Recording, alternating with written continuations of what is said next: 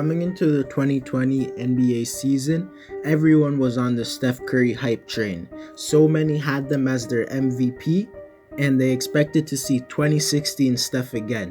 But when the Warriors lost on opening night to the Brooklyn Nets in a blowout where Steph struggled, only scoring 20 points and shooting 7 for 21 from the floor, and then on Christmas Day where they lost in a blowout to the Bucks with Steph playing poorly again, scoring only 19 points and shooting 6 for 17 from the floor, the NBA world's opinion seemingly had flipped on Steph, with many claiming that he was overrated and is only winning because he has great players around him, but now that he's surrounded by trash players, he can't carry them to wins, and some even calling him not the best point guard in the league, only after 2 games. But on January 3rd, the Golden State Warriors would face the Portland Trail Blazers just after losing to them in a blowout loss 2 nights prior. No one would have thought that Steph would go for 62 points, shooting 18 for 31 from the field, 8 for 16 from 3, and 18 from 19 from the free throw line. So I guess you could say he took it personal. So in today's video, I'll be talking about why this season will not ruin Steph's legacy and how it can actually benefit his legacy. Before we get into that video, I ask you to drop a like on this video because it helps my channel grow and only takes a second of your time. Also subscribe to my channel to help me reach 700 subscribers before the end of January, and drop a comment on this video to start a conversation because I respond to all my comments. And play that intro.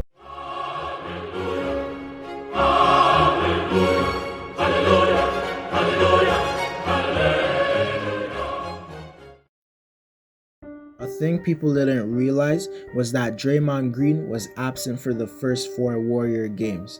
And you're just a casual if you don't think that Draymond is very important for this team, as he gives the Warriors a passer good enough to allow Steph to move off the ball and is a very versatile defender who can make great defensive plays. And you're lying to yourself if you don't think Draymond could have helped them. And even with Steph being forced to handle the ball more than he would like, he was still doing as best as he could. And it's hilarious that people were claiming that his legacy was on the line after 5 regular season games. And it's funny how we think Steph has been struggling this year, yet he's averaging 32 points per game, 6 assists, shooting 45% from the field and 36% from 3. Not to mention he's shooting 98% from the free throw line. It just shows the incredibly high standards we hold him to.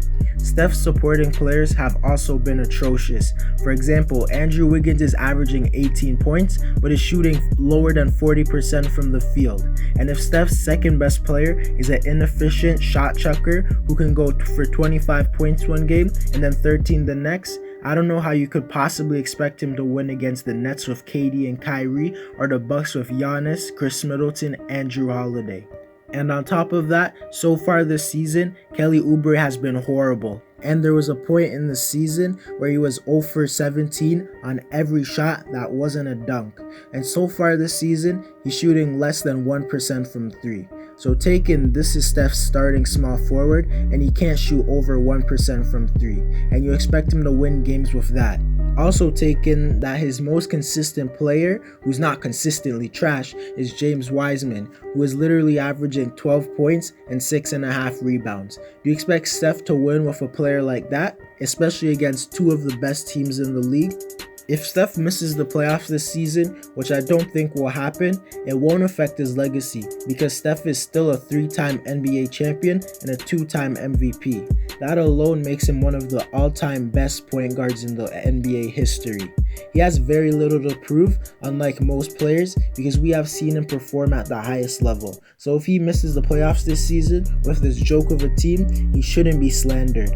And a lot of people are bringing up the fact that Russell Westbrook led his horrible OKC team to 47 wins and the 6th seed in the tough Western Conference, which yes, was very, very impressive, but it doesn't prove to me at all that Russ is better than Steph. Since I believe if you put Russ on the 2017 Warriors with Clay, KD, and Draymond instead of Steph, that team isn't nearly as good because Russ is a very ball-dominant player and is a player who doesn't fit as well with other star players. And if you want to make the case that if you put Steph on the 2016-2017 OKC team, they don't make the playoffs, I might have to agree with you, simply due to the fact that Steph is a player who can make a good team great, and Russ is more of a player who makes a bad team average. And Russ carrying bad teams to a first round exit is cool, but Steph making championship contenders into championship favorites while fitting in well with the other stars is much more cooler.